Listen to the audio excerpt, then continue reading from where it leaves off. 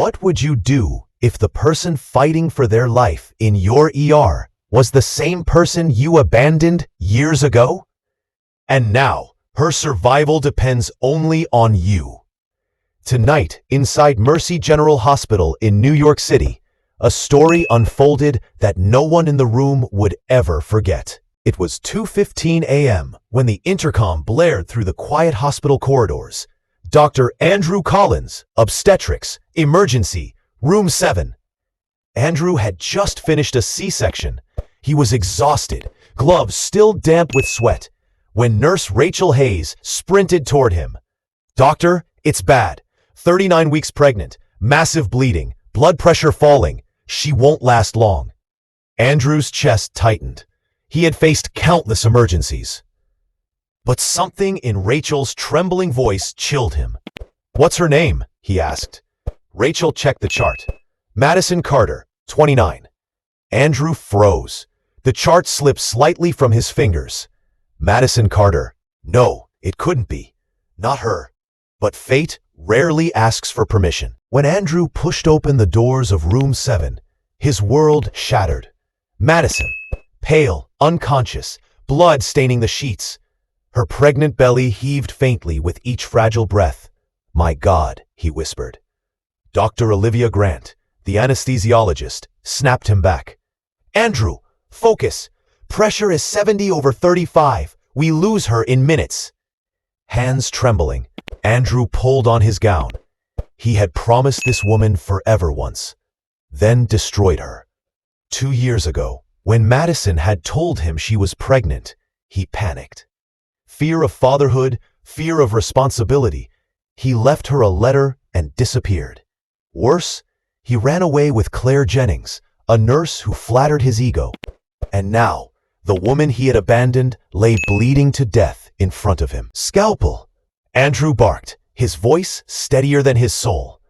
The room filled with tension. Every monitor beep felt like a countdown to tragedy.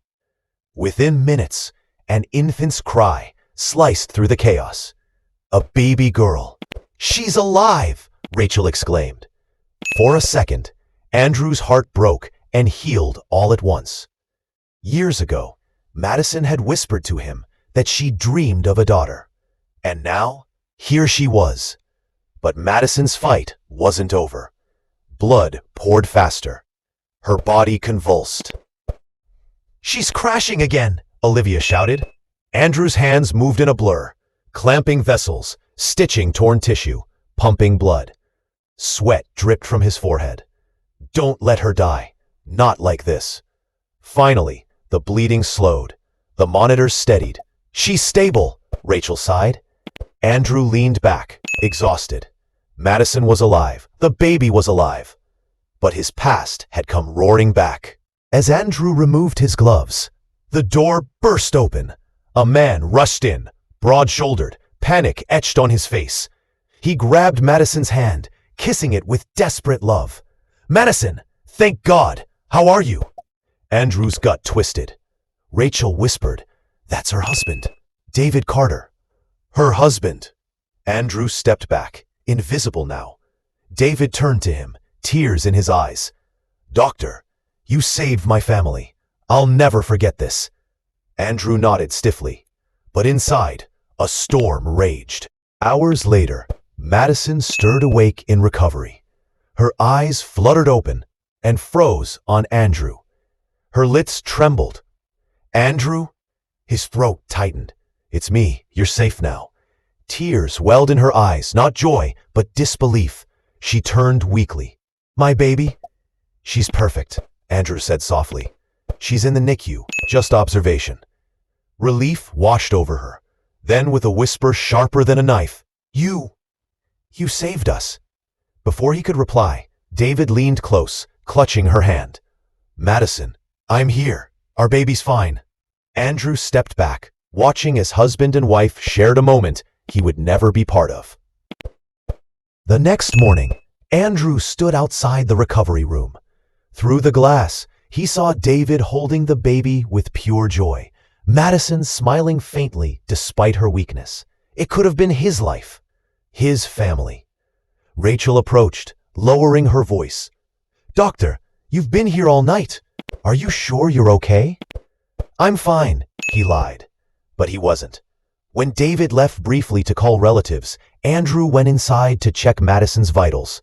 Her eyes lingered on him. "Why did you stay, Andrew? You did your job. You could have left." His chest tightened. "Because I couldn't walk away again." Her eyes glistened. "You should have thought of that 2 years ago." Her words hit harder than any scalpel. Days passed. Madison recovered slowly. Andrew visited under the guise of post-op care, though guilt dragged at him. Then one morning, Rachel handed him a file. "Doctor, you need to see this. It's about the baby." Andrew scanned the test results. His breath caught. The newborn's blood type, AB negative. Madison, O positive. David, O positive. Genetically impossible. Andrew's chest tightened. His own rare type, AB negative. The truth was undeniable. The baby wasn't David's. She was his. That evening, Andrew walked into the room. David cradled the baby, smiling proudly. Madison watched with bittersweet eyes. Andrew's heart split in two. He could speak now, destroy their marriage, rip open wounds, or he could stay silent. He forced a smile. "Madison, your recovery looks excellent. You'll be able to go home soon." Her eyes searched his, unspoken fear flickering. She knew. Later, as he walked out, she whispered, "You know, don't you?" His voice broke. "Yes, but she's safe. She's loved. That's what matters." Tears rolled down her cheeks. "Please, Andrew, don't take this away." He nodded. "I won't. But I'll always be here for her, for you, if you ever need me." That night, Andrew sat alone in his apartment. Outside, the city buzzed with life, but his world was silent. He had lost Madison once, and lost her again. Yet in losing, he had found something far greater, a reason to live differently. A daughter. He couldn't claim her. He couldn't rewrite the past. But he could become the man he should have been all along. Sometimes, love doesn't mean possession. Sometimes, love means protecting from the shadows. Even if your own heart breaks in silence. Do you think Andrew made the right choice by keeping the truth hidden? Or should he have told Madison and David the reality about the baby? Sometimes secrets protect, and sometimes they destroy. Tell us your thoughts in the comments. And if this story touched you, share it, because someone out there may need to hear that redemption is still possible, even after the biggest mistakes.